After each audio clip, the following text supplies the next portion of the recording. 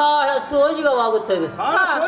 ಅಮ್ಮ ಅಕ್ಕಯ್ಯ, ಈಗ ಮಹಾಪುರವೆಂಬ ನಾಮಾಂಕಿತವುಳ್ಳ ಗ್ರಾಮದಲ್ಲಿಯೇ ಬಂದು ಹಿಡಿದವು. ಓಹೋ ಅಕ್ಕಯ್ಯ, ಇಲ್ಲಿರುವ ಸೌಂದರ್ಯವನ್ನು ನೋಡು. ಹಿರಿ ತುರುಗಗಳು ಲೀಲಾಜಾಲವಾಗುತ್ತಿರುವ ಸೊಬಗನ್ನು ನೋಡು.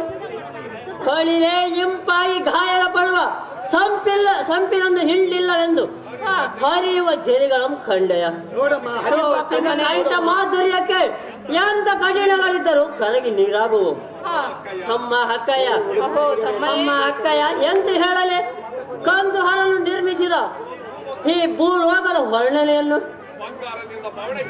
ಬಂಗಾರದಿಂದ ಭವನೆಗೀಡಾದ ದಂಡಾದಲ್ಲ ಗಿರಿಗೆ ಹೋದ ಜೀವಿಗಳ ಕಳೆಯ ಬಾಹುಗಳು ನೋಡಿದೆಯಾ?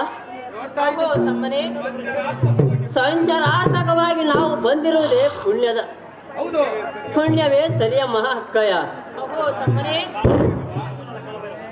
ಅಹೋ ತಮ್ಮನಾದ ಕಾಲಭೈರವ, ಭೂಲೋಕದ ಜನರು ನಿನ್ನ ಈ ಘೋರತರವಾದ ರೂಪವನ್ನು ನೋಡಿ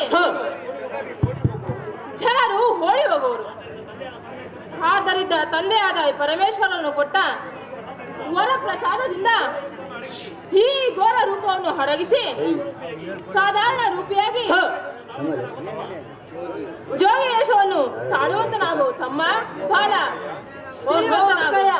ನಿನ್ನ ಆಜ್ಞೆ ಪ್ರಕಾರ ಜೋಗಿ ವೇಷ ತಾಳಿ ಬರಲು ಹಕ್ಕ ಮಾಡದಿರು ದುಃಖ. ತಡ ಮಾಡದ ಹೋಗಿ ಜೋಗಿ ಆಸವನ್ನ ತಾಳು. ಜೋಗಿ